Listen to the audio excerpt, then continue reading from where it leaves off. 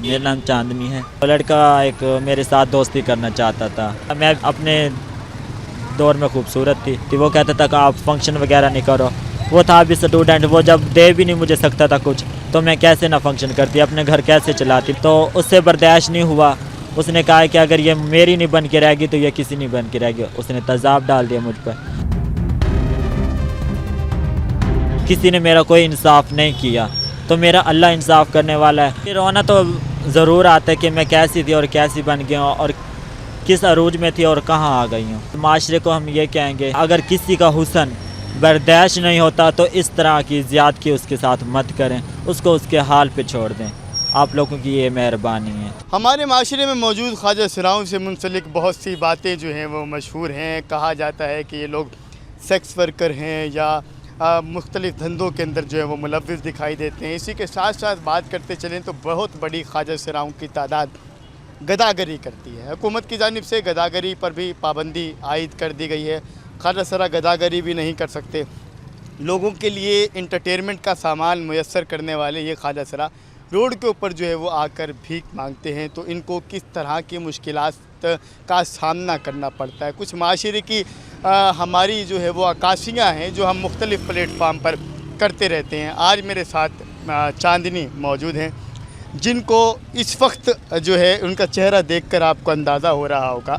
ایک جانب گورنمنٹ یہ کہتی ہے کہ آپ نے بھیک نہیں مانگنی, آپ نے کوئی ایسا کیا ایکٹ نہیں کرنا. دوسری جانب ہمیں موقع بھی فراہم نہیں کیے جاتے کہ ہم کچھ اس طرح کا کر کے کما سکیں. تو یہ خواجہ سرا کیا کریں. تیسری جانب معاشرہ ان کے ساتھ وہ سلوک کرتا ہے جو آپ کو ان کے چہرے پر سلوک نظر آ رہا ہے. چاندنی ساتھ موجود ہیں. چاندنی, اس کے پیچھے کی کہانی کیا ہے, کیا ہوا تھا؟ میرا نام چاندنی ہے, اور ہمارے ساتھ کسی نے زیادتی کی ہے. کچھ ایسے لوگ ہوتے ہیں جو کسی کو اچھا کھاتا پیتا برداشت نہیں کر سکتے, تو وہ زیادتی کا نشانہ بنا لیتے ہیں ہمیں. تو اس کے بعد اب میری یہ حالت ہے, میں فنکشن وغیرہ نہیں کر سکتی.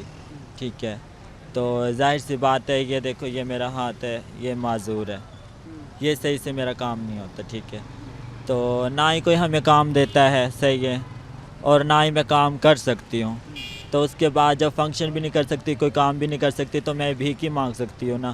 تو گورنمنٹ یہ بھی کہہ رہی ہے کہ خواجہ سرا جو بھی ہیں تو وہ بھیک نہ مانگے. کیسے نہ مانگے؟ اگر کچھ غلط کریں, برائی کریں, دھندا کریں تو سب باتیں کرتے, سب انگلیاں اٹھاتے ہیں. اگر بھیک مانگے تو سب دھرکاتے ہیں, سب غلط بات کرتے ہیں کہ آپ اچھے خاصے ہو, آپ بھیک مانگ رہے ہو, آپ یہ کر رہے ہو, وہ کر رہے ہو. ایسی بات نہیں کرنی چاہیے. اگر کہ کسی کی مجبوری ہو تو مجبوری سمجھنی چاہیے. ہم خواجہ سرا لوگ ہیں, ہمیں اگر کوئی کام بھی نہ دے ہم کہاں سے کھائیں گے؟ ہمارا کوئی کمانے والا تو نہیں ہے, ہم خود کما کے خود ہی کھاتے ہیں.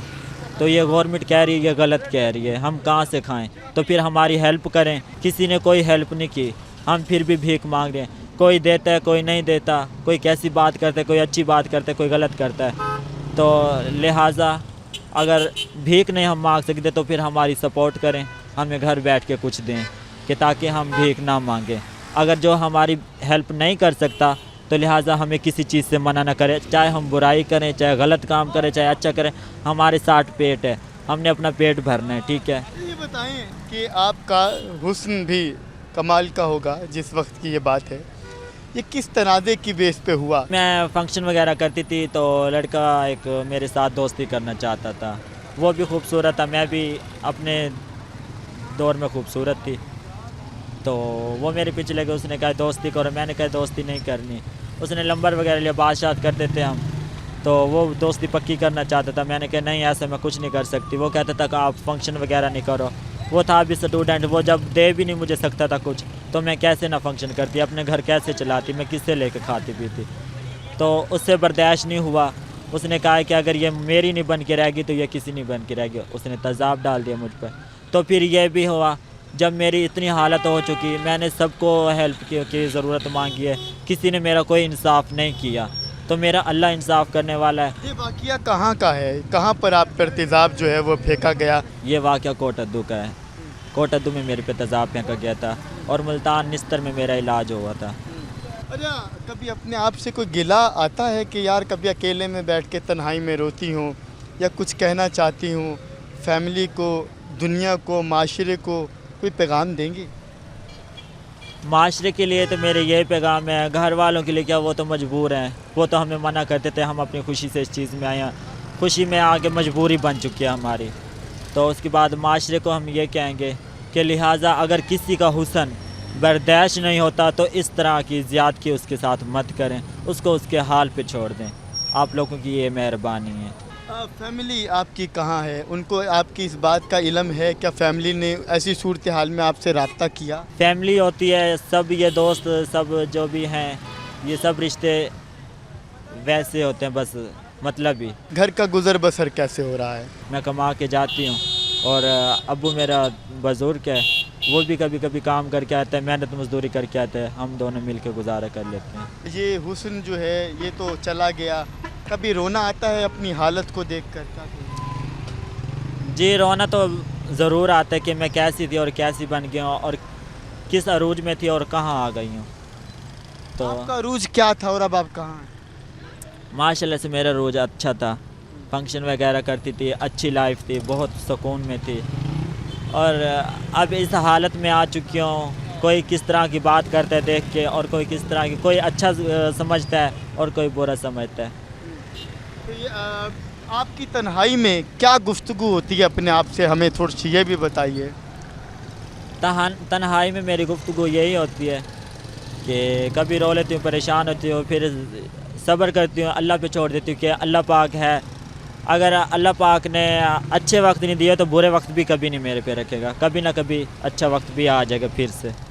جو لوگ آپ کو دیکھنا چاہ رہے ہیں وہ اگر آپ کی مدد کرنا چاہیں تو وہ آپ سے کہاں رابطہ کر سکتے ہیں؟ میرا نمبر ہے 0320118928، یہ میرا نمبر ہے. اگر کسی کا دل کرے، مہربان ہو سکے مجھ پر، تو اس نمبر پہ رابطہ کر کے آپ ہیلپ کر سکتے ہیں میرے ساتھ. چاندنی میرے ساتھ موجود تھی جن کا اس معاشرتی رویوں کی عکاسی کرتا چہرہ اس بات کی نوید سنا رہا ہے کہ معاشرہ آخر کب تک اس طرح کے جو لوگ موجود ہیں اس کو کنٹرول نہیں کر پائے گا، کیونکہ اس طرح کی صورتحال کے باعث معاشرے میں بہت سارے لوگ اپنے حسن سے کو زائل کر چکے ہیں، بہت سارے جو خاندان ہیں وہ بھی اجڑ چکے ہیں. تو حکومتی ادارے اس حوالے سے کیوں ایکشن نہیں لیتے؟ اور ایسی صورتحال میں یہ لوگ موجود ہیں، اس وقت بھی ان کی مدد کرنے والے جو ہیں وہ کہاں ہیں؟ ادارے، حکومتی ادارے اس وقت جو ان کی مدد کے لیے بنے ہیں وہ کہاں ہیں؟ ان کی مدد کیوں نہیں کی جا رہی؟ یہ ایک سوالیہ نشان ہے ان تمام اداروں پر. اور من حیث القوم ہمارا بھی یہ فرض بنتا ہے کہ ہم ایسے لوگوں کی جو ہمارے معاشرے میں موجود ہیں زیادہ سے زیادہ جو ہے وہ مدد کریں، اور جو لوگ اس طرح کے ایکٹ کرتے ہیں ان کے خلاف قانونی کارروائی سخت سے سخت کی جائے تاکہ معاشرے میں دوبارہ کبھی کوئی تیزاب گردی کا جو ہے وہ سامنا نہ کرے.